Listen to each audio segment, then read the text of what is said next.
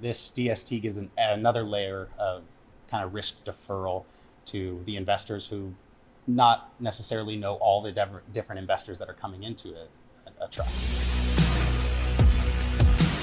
What is the number one secret to growing wealth with that type of DST?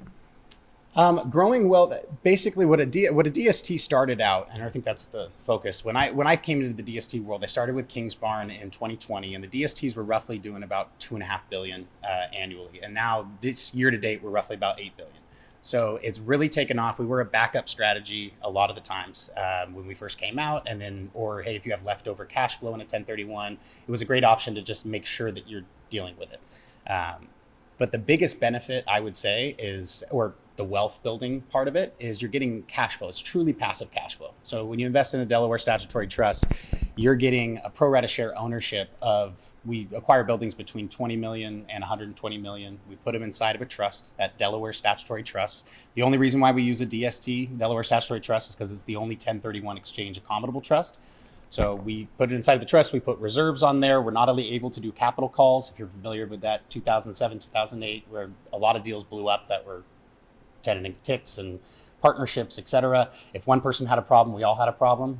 This DST gives another layer of kind of risk deferral to the investors who not necessarily know all the different investors that are coming into a trust. So. Excellent. Yeah. So you can have the capital gains tax deferral for exit investment real estate. Mm-hmm. It's truly completely passive, right? Mm-hmm. You're just a percentage owner in the trust. And also they've cleaned up what was the TIC days, right? The tenant in common days where it was a lot of people got hurt. And so it sounds like they have the reserves in place to keep those protections. Is that a fair summary so far? Yeah, that's it. And we're a sponsor. So that's what you call us. We're directly with the sponsor. Myself and Forrest Serrato, who's also the regional vice president in Northern California, we both really focus on the individual, because every deal is going to be different, but every solution that we provide is pretty paralleled with each other. So if they need a, say, bonus depreciation and they want to take advantage of that, we do a cost seg analysis on every single product that we do before we put them in. We do a little bit extra reserves on every deal because we are a little bit more conservative. Let's say we don't use the reserves. Well, we still give that back to the investor. We've never sold at a loss.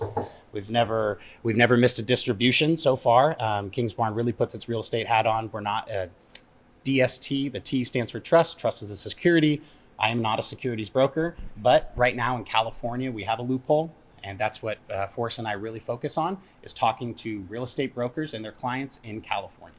So we are the only sponsor that pays real estate brokers 3% on any equity they bring into our DSTs. That's incredible, right? Yeah. Because in the past, you'd have to get your Series 22 or 63 or 7 or different licenses and then be on with a broker dealer in order to get paid the securities fees, which is part of what a Delaware Statutory Trust is. Mm-hmm. But what you're saying now is that if you're a real estate broker in California, and I believe also if the client's inside California, right? Yep. And it doesn't matter where the property they're buying, but if you refer the business to you as the sponsor, you're able to pay a 3% commission on whatever equity they put in. Is that a fair summary? Exactly.